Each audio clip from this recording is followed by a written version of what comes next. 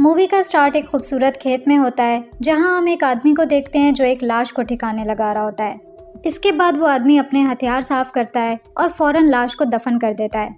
थोड़ी देर बाद scene change हो जाता है और हम एक आदमी को देखते हैं जिसका नाम जैक है। वो सड़क के किनारे लिफ्ट लेने के लिए गाड़ी का इंतजार कर रहा होता है।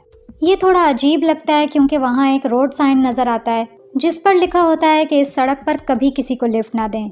यहाँ ये बिल्कुल पता नहीं चलता कि इस साइन का मतलब क्या है, मगर ये साफ जाहिर है कि जो भी गाड़ी इस रोड पर से गुजरती है वो जैक को लिफ्ट नहीं देती, चाहे वो कोई नया आदमी हो या उस इलाके का रिहायशी। जैक जो बिल्कुल अकेला होता है बस अपने जज्बात को दबाकर हार मान लेता है। वक्त गुजरता है और जैक चलता रहता है, लेकिन आखिर वो एक गाड़ी को देखता है जो बेकाबू होकर आ रही होती है। उसमें एक मर्द और औरत आपस में लड़ रहे होते हैं और जैक उनके पास जाकर देखता है। जैक उस औरत को बचाने की कोशिश करता है क्योंकि ऐसा लगता है कि वो आदमी उस औरत को नुकसान पहुंचाने की कोशिश कर रहा है। थोड़ी बहस करने के बाद वो आदमी फौरन उन दोनों को सड़क के बीच छोड़कर चला जाता है। मजीद पूछताछ करने पर पता चलता है कि उस औरत का नाम वेरोनिक है और वो फ्रेंच बोलती है, लेकिन वो इंग्लिश भी अच्छी तरह बोलती है, जबकि जैक जो कि बरतानिया से है फ्रेंच बिल्कुल नहीं समझता। दोनों फैसला करते हैं कि वो साथ रहेंगे और किसी गाड़ी का इंतज़ार करेंगे क्योंकि एक की बजाय दो लोग ज़्यादा ताकतवर होते हैं। अब जब रात होती है तो वो दोनों फैसला करते हैं कि वो जंगल में कुछ वक्त गुजारेंगे। यहाँ हमें पता चलता है कि जैक उस वक्त फ्रांस में था, लेकिन जब वो घर वापस जाने वाला था तो कुछ गुंडों ने सड़क के बीच में उससे लूट मार की थी। इस वाक़ये के नतीजे में उसके सारे पैसे, मोबाइल फ़ोन और वो गाड़ी जो वो चला रहा था सब गुंडों ने छीन लिया, लेकिन खुशकिस्मती से उसका पासपोर्ट अभी भी उसके पास मौजूद था। दूसरी तरफ वेरोनिक अकेली रहती है और किसी दूसरे मुल्क जाने का इरादा रखती है क्योंकि उसके इलाके में उसका और कोई नहीं है। वो जैक को बताती है कि उसके पेरेंट्स एक लाइलाज बीमारी से मर गए थे। वेरोनिक ये भी बताती है कि वो हाल ही में ऑटोग्राफ बनाने की प्रैक्टिस कर रही थी। अब अगली सुबह जब जैक उठता है तो वो देखता है कि वेरोनिक उसके साथ नहीं है। फिर उसे पता चलता है कि वो नज़दीक की एक झील में नहा रही होती है। जैक जब ये देखता है तो फौरन झील में छलांग लगा देता है। झील में नहाने के बाद वो दोनों इलाके की सड़कों पर चलते हुए अपना सफ़र जारी रखते हैं। जब वो दोनों हालात से मायूस हो चुके होते हैं तभी अचानक एक गाड़ी आती है जो उन्हें लिफ्ट देने की ऑफ़र करती है, लेकिन वेरोनिक बिल्कुल भी खुश नहीं लगती और वो उस आदमी से घबराना शुरू हो जाती है जो उनकी मदद करना चाह रहा होता है।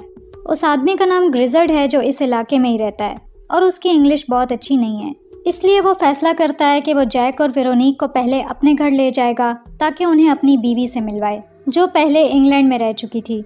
जैक उस आदमी की मदद से खुश लगता है और उसकी ऑफ़र को रिजेक्ट नहीं कर पाता, इसलिए वो फ़ौरन उसके घर चले जाते हैं। इसके बाद वो दोनों ग्रिजर्ड के घर पहुंचते हैं जहां उन्हें उसकी बीवी वेलकम करती है जिसका नाम मैरी है।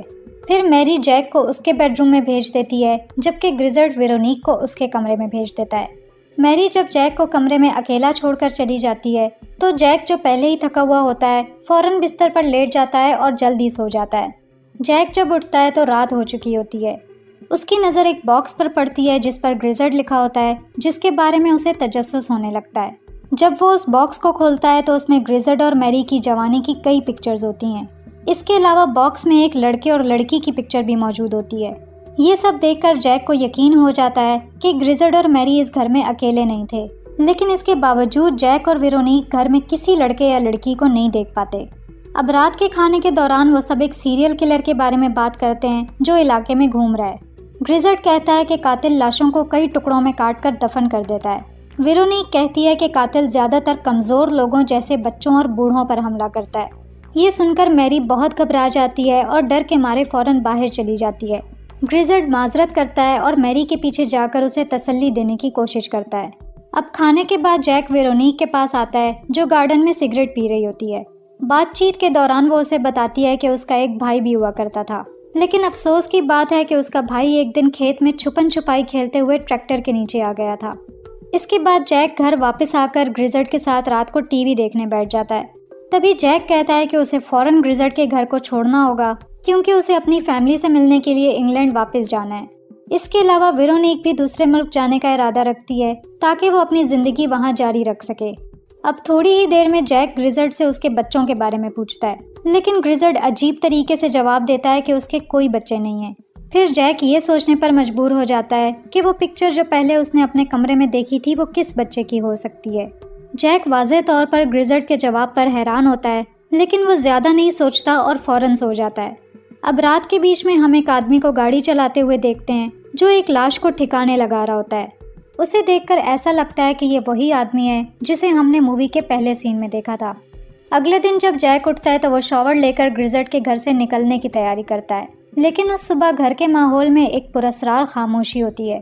इसके अलावा वेरोनिक भी वहाँ मौजूद नहीं होती। जब वो घर में वेरोनिक को ढूंढता है तो उसे एक जगह पर कई डॉल्स और मुख्तलिफ लोगों की बहुत सारी चीज़ें मिलती हैं। ये देखकर जैक को लगता है कि शायद ग्रिजर्ड वही सीरियल किलर हो सकता है जिसके बारे में वो रात के खाने पर बात कर रहे थे।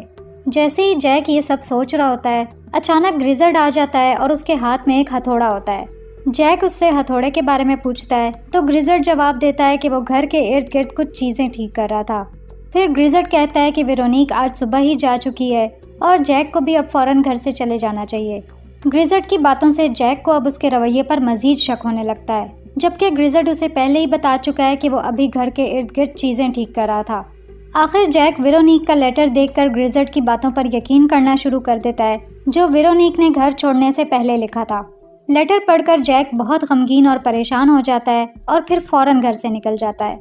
लेकिन जब जैक गहराई से सोचता है तो उसे ये एहसास होता है कि वेरोनिक की हैंडराइटिंग उन ऑटोग्राफ्स के साथ मैच नहीं करती जो उसने वेरोनिक के साथ जंगल में बैठकर देखे थे। अब ये बात जैक को मजीद उलझन में डाल देती है, लेकिन अचानक कोई जैक को बेहोश कर देता है और वो ज़मीन पर गिर जाता है। जब जैक होश में आता है तो वो खुद को एक पिकअप गाड़ी में देखता है जो हमें मूवी के स्टार्ट में भी नजर आई थी। यहाँ ये पता चलता है कि जैक को एक दरमियानी उम्र के आदमी ने जानबूझकर किडनैप करके बांध दिया है। उस आदमी का नाम डेला क्रॉइक्स है। जैक फौरन समझ जाता है कि वो अब किसी साइकोपैथ के जाल में फंस चुका है। इसके अलावा डेला क्रॉइक्स मजीद कोई इन्फॉर्मेशन नहीं देता और जैक को खाने की एक प्लेट भी देता है। ये पता चलता है कि डेला क्रॉइक्स की तरफ से जैक को दी जाने वाली सारी धमकियां सिर्फ झूठ और मजाक हैं। उसने ये सिर्फ जैक को डराने के लिए किया ताकि उसे लड़ने से रोक सके। इसके बाद वो जैक के हाथों से रस्सी खोल देता है और फिर एक कैमरे से जैक की पिक्चर ले लेता है। फिर डेला क्रॉइक्स जैक को वापस पिकअप ट्रक में डाल देता है और उसके मुंह पर डक टेप चिपका देता है। लेकिन बात यहाँ ख़त्म नहीं होती, क्योंकि डेला क्रॉइक्स अब एक सिरिंज तैयार करता है और जैक को बेहोश करने का फैसला करता है। अब जैसे ही डेला क्रॉइक्स जैक को इंजेक्शन लगाने वाला होता है, उसका ध्यान चूल्हे की तरफ जाता है जो अभी तक जल रहा होता है और धुआं निकल रहा होता है। इस मौके पर जैक फौरन फरार होने की कोशिश करता है और ख़ुद को आज़ाद करने के लिए एक कील उठा लेता है। जब डेला क्रॉइक्स वापस आता है तो उसे ये एहसास होता है कि जैक फरार हो चुका है। जैक काफ़ी दूर जा चुका होता है, लेकिन आखिर वो वापस ग्रिजर्ड के घर पहुंच जाता है। वहाँ उसे दोबारा मैरी और ग्रिजर्ड मिलते हैं जो घर से निकलने की तैयारी कर रहे होते हैं। जब दोनों घर छोड़कर चले जाते हैं तो जैक फौरन घर के अंदर जाता है ताकि वेरोनिक को ढूंढ सके। वेरोनिक एक कमरे में बंधी होती है जैसा कि उसे शक था।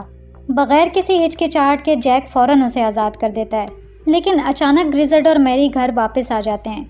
जैक और वेरोनिक हथियार उठाते हैं और घर से निकलने वाले होते हैं, लेकिन जैसे ही मैरी और ग्रिजर्ड घर में एंटर होते हैं वो दोनों छुपने पर मजबूर हो जाते हैं। जब वो ऊपर जाकर वेरोनिक को ढूंढते हैं तो जैक और वेरोनिक दोनों किसी तरह घर से निकलने में कामयाब हो जाते हैं, लेकिन मैरी और ग्रिजर्ड दोनों उन्हें भागते हुए देख लेते हैं और दोनों उनका पीछा करने लगते हैं। जैक और वेरोनिक एक गाड़ी में फरार हो जाते हैं और मैरी और ग्रिजर्ड भी उनका पीछा करते हैं। सड़क पर गाड़ी चलाते हुए अचानक उनकी गाड़ी उलट जाती है, जिससे ग्रिजर्ड को उन्हें पकड़ने का मौका मिल जाता है, लेकिन वो जैक और वेरोनिक को नहीं पकड़ते और उन्हें दोबारा भागने का मौका देते हैं। आखिर जैक और वेरोनिक का भागना पूरी तरह से नाकाम हो जाता है, क्योंकि वो पैदल भाग रहे होते हैं जबकि मैरी और ग्रिजर्ड अपनी गाड़ी से उनका पीछा कर रहे होते हैं। इसलिए जैक और वेरोनिक के पास और कोई रास्ता नहीं बचता और वो मैरी और ग्रिजर्ड का सामना करने पर मजबूर हो जाते हैं। इस वक्त भी वो हार नहीं मानते और वेरोनिक फौरन जैक को एक कैबिन की तरफ ले जाती है। जब वो दोनों छुपने का फैसला करते हैं तो ये पता चलता है कि वो कैबिन असल में डेला क्रॉइक्स का है और वो भी वहाँ पहुँच चुका होता है। दूसरी तरफ डेला क्रॉइक्स हैरान हो जाता है जब वेरोनिक अचानक उसके सामने आती है। इसी लम्हे जैक उसे एक शॉटगन से धमकाता है, लेकिन डेला क्रॉइक्स गलती से फिसलकर एक तेज़ लोहे में फंस जाता है। फिर वेरोनिक जैक को एक प्लास्टिक से ढांप देती है और ऐसा लगता है कि उसके दिमाग में कुछ चल रहा है। फिर वो डेला क्रॉइक्स का चाकू उठाती है और आहिस्ता आहिस्ता उसके करीब जाती है। वो उससे मदद मांगता है, लेकिन वेरोनिक उसके सीने में चाकू घोंपकर उसे मार देती है। इसके बाद मैरी और ग्रिजर्ड कैबिन में आते हैं। जब ग्रिजर्ड वेरोनिक को देखता है तो उसे एक छोटी वेरोनिक नज़र आती है जब वो एक बच्ची थी, जिसका मतलब ये है कि वेरोनिक असल में ग्रिजर्ड की बेटी है। अब यहाँ ये पता चलता है कि वेरोनिक ही वो असल सीरियल किलर है जिसका जिक्र कल रात खाने के दौरान किया गया था और वो बेवजह लोगों को कत्ल करती है। इसके अलावा ये कि वेरोनिक ने ही छुपन छुपाई खेलने के दौरान अपने भाई को बेदर्दी से कत्ल किया और फिर लाश को टुकड़ों में काटा। उसने जैक से झूठ बोला था कि उसका भाई ट्रैक्टर के नीचे आकर मर गया था। इसका मतलब ये है कि जिस आदमी को हमने मूवी के स्टार्ट में देखा था वो ग्रिजर्ड ही था।